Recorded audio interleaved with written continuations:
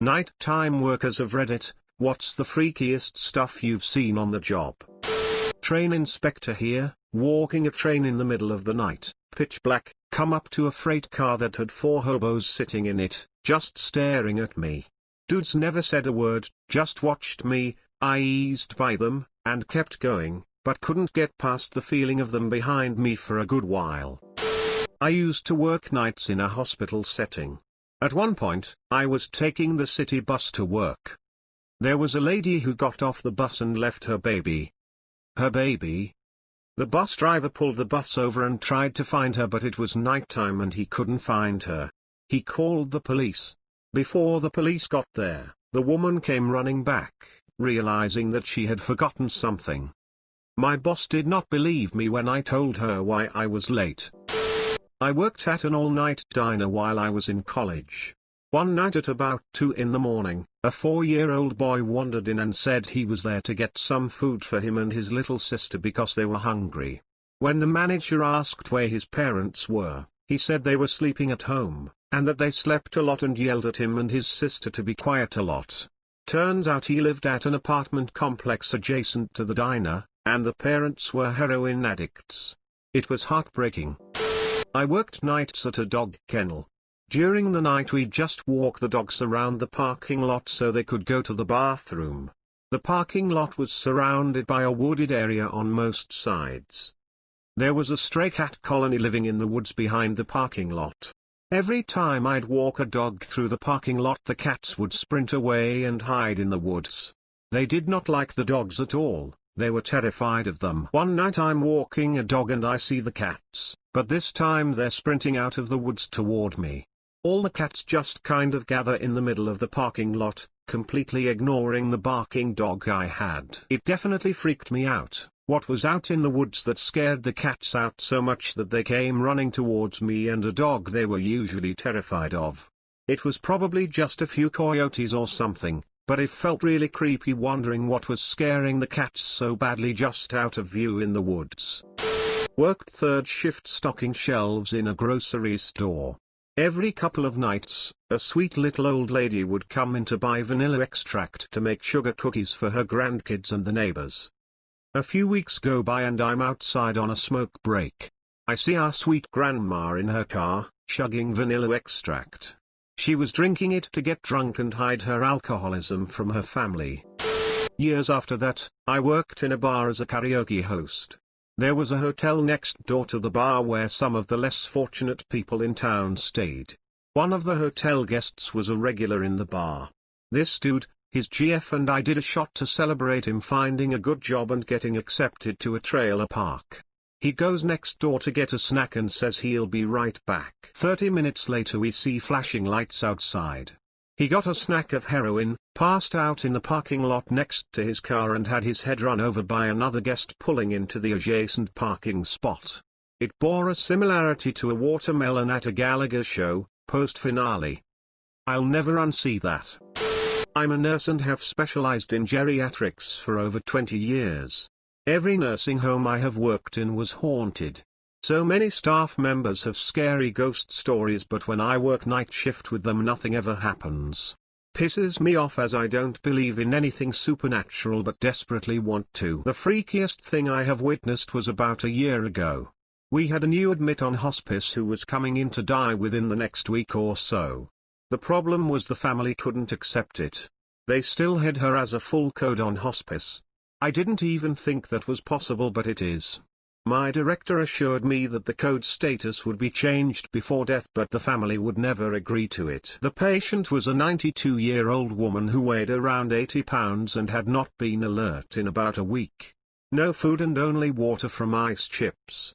She was tough, made it longer than she should have, all things considered. The point is, she was an absolute emaciated shell of her former self. I'm performing my rounds and walk in to find her daughter standing over her calling the patient's name out. I'm pretty sure just from a quick glance this woman has passed. I use the stethoscope and sure enough nothing. I call on the radio for my aide to call hospice stat and get them out there and to call 911 since I'm running a code. I ask the daughter to step outside and explain I have to start CPR, she cries and leaves. Thank God she left because that woman's body nearly broke in two with light compressions. I knew she wasn't coming back, so tried to be as easy as I could without putting myself in jeopardy for not performing CPR. I had to do it. I have performed CPR plenty of times, but never on someone so old and so inappropriate for CPR. The sounds mixed with her sunken eyes looking up at me is haunting. Mouth opening and closing with each compression. The hospice nurse came in some time later and saw what was going on and said, "Oh Lord," and left the room. I knew what she was doing. Talking the daughter into letting me stop. She came in a few minutes later and called me off. The daughter later said her mother could have been saved if she was in a better facility. Jesus couldn't have saved that poor woman. I don't blame the daughter. Losing or letting go of family is tough, and people do crazy mental tricks to make themselves feel better. I worked the midnight shift at a crappy little gas station and saw a lot of weird stuff. The guy who claimed he was going to hit it big on the lottery. He would come in with an old baseball card album filled with his past lottery tickets. Like 10 years worth of old tickets. Each week he had a new scheme. Using crystals to divine the numbers. Using previous winning number combinations and dividing by specific numbers, etc. The lady who would always pay in pennies for the pack of Camel Wide non-filter, soft pack only. The meth addict who passed out in his car after buying a 44-ounce Big Gulp and a bunch of those energy pills. The same person who once a month would steal a 12-pack, but because he was part of the manager's family, blind eyes were turned. Years ago I was a night shift CNA for an assisted living facility. I had a resident that had a wild week. She didn't have dementia or Alzheimer's either, so it added more weirdness to this situation. It was about midnight when I was doing my rounds when she bursted out of her room holding her giant cross and looked white as a ghost. I asked her, "What's happening? Did you have a bad dream?" She replied after she caught her breath that was someone in her room telling her to get out. Now we have wanderers in our facility, and I looked around in her room thinking one may have spooked her. I found nothing. She followed me around that night and didn't go off to bed until 4 a.m. I thought that was the last of it. I was wrong. The next night it happens again. She once again claims a man is in her room telling her to leave. Once again I check her room and find nothing. One night when I was in the back helping a resident, my buzzer went off that the front door was opened. I quickly finished up what I was doing and bolted to the front door. Those doors are locked at night. When I found the corner to the front office, I see her standing outside with the door wide open. She was looking at the sky in awe. I asked her what she was doing as it was 2 a.m. at this point, and she looked at me, put her hand on my shoulder and said, "Death is coming for Rex." I had to let him in. I coaxed her in the building with a cup of decaf coffee and some biscuits. She told me about the man in her room again and how he's making it difficult for her to sleep. Curiosity got the best of me and I asked if she can tell me what he looks like. I really don't believe in the paranormal. I feel like everything can be explained, but I can't explain how she accurately described a resident who lived in her room years ago. He was an angry man who didn't want to be in the facility in the first place and passed away after refusing his medication. He didn't like anyone in his room except a few CNAs. She even got his name right. Her family started getting concerned for her well-being and asked to have her transfer rooms. After she was moved down the hall, her nightmares stopped. I asked the other PCWs and CNAs if any of them mentioned anything about the previous resident in her old room. All have stated they didn't. Worked as an office cleaner before COVID, 11 to 7 a.m. as a one-man team. One stormy-ass night, I was on the phone while working when my connection started to fade in and out. All of a sudden there is just a deafeningly loud shriek coming out my phone and the power goes out. Even the emergency lights. I remember looking out the window of the 10th and seeing the whole industrial park black. Nights make everything creepy. Used to work overnight at Walmart. I was tasked to stock automotive that night, furthest corner of the store away from my other co-workers. One of the few times I wasn't listening to music with earbuds in, so I would have heard if someone was near me messing with shit. The doll aisle is only a few feet away from where I'm stocking. I walked past the aisle coming from the warehouse and a doll on the opposite end of the aisle started crying. Scared the black off me. I'm a nurse, so I see a lot of freaky stuff working days at the hospital as well, but I used to work nights. There's a common phenomenon amongst dementia patients called sundowning.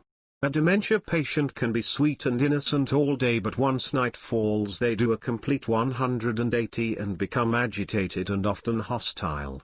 Also, more patients pass away on night shift for some reason. They always seem to want to crash around 3 a.m. I used to work for a private security company about 20 years ago. Along with alarm response, we covered patrol checks, and occasionally checked in/provided backup to security guards at individual sites. One night in particular I was working overtime covering off a particular run I had never done before. I know the city well, so finding the buildings wasn't a problem. I was, however, warned about one particular building. The CEO was facing charges, and the board wanted extra overnight checks to ensure the CEO wouldn't try anything shady. No problem. Oh, and by the way, the building is haunted. Sure, I said. I'll leave Casper a coffee for you. Now, the way this building is set up, is 3 floors, vertically stacked, a single hallway with offices on either side, and stairwells/exits on either end. Not a big building. Including paperwork, in and out in 10 minutes, tops.